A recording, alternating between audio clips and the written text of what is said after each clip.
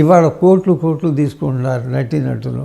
కానీ రామారావు గారు నాగేశ్వరరావు గారితో కలిసి బ్రదర్ ఖర్చు ఇంత అవుతోంది, రోజు రోజుకి నిర్మాణ వ్యయం పెరుగుతోంది, మనం ఎంత తీసుకోవాలి అని చర్చించి వారి యొక్క రెమ్యూనరేషన్ని తగ్గించుకుంటూ ఒకవేళ పెంచాలంటే ఎంత నిర్మాత భరించగలిగేంత మాత్రమే పెంచుతూ ఒక అద్భుతమైనటువంటి మార్గాన్ని నిర్దేశించింది రామారావు గారు. అయితే ఆ మార్గాన్ని నుంచి మళ్ళీ తెలుగు చలన పరిశ్రమ ఆ మార్గాన్ని వదిలి వేరే మార్గం పట్టి చెప్పలేని నష్టాలకి ఈ రోజున గురవుతోంది.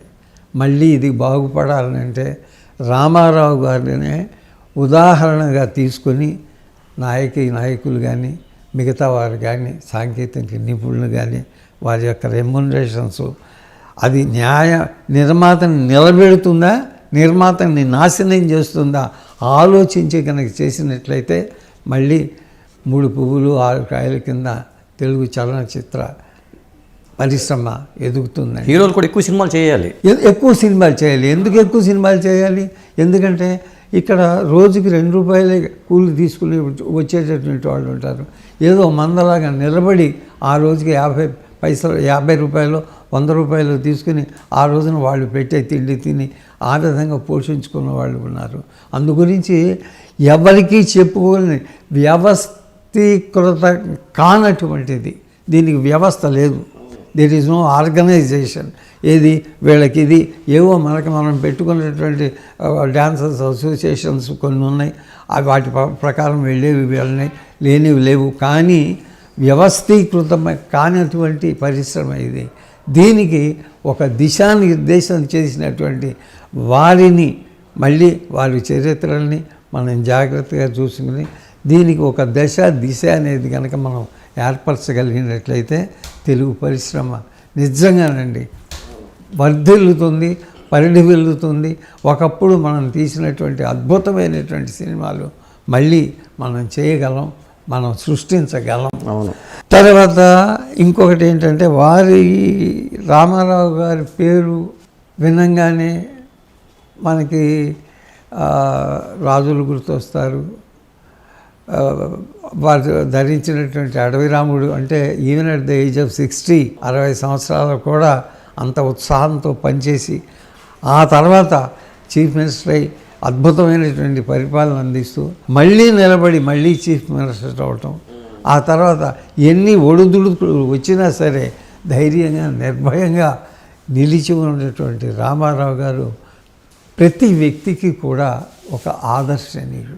ఇంకోటి కూడా చెప్తానండి, రాముణ్ణి కృష్ణుణ్ణి తెలుగువారు హృదయంలో జ్ఞాపకం ఉంచుకున్నంతగా వరకు, ఇంక్లూడింగ్ కృష్ణదేవరాయల్ని, రావణాసురుణ్ణి, దుర్యోధనుణ్ణి, కర్ణుణ్ణి కూడా హృదయంలో ఉంచుకున్నంత కాలం ఆయన చిరంజీవి. అంటే ఎంతకాలం తెలుగు జాతి ఉంటుందో అంతకాలం రామారావు గారి చిరంజీవి. ఆ చిరంజీవికి నా 2 చేతులు ఎత్తి నమస్కరిస్తుంది. కానీ రచయితలను కూడా చాలా గౌరవించేవాడు రామారావు గారు.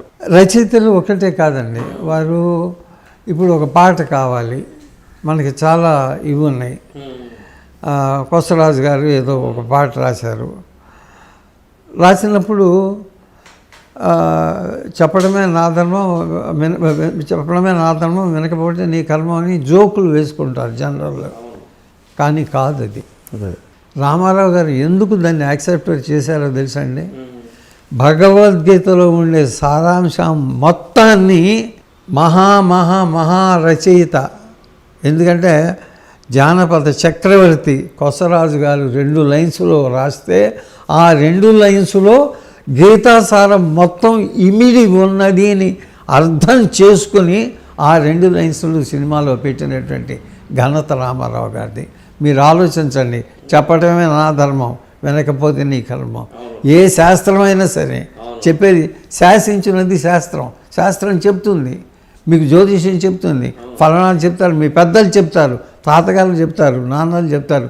చెప్పడం వరకే అవును, విన్నారా మీరు బాగుపడతారు, లేకపోతే నిబిడతారు.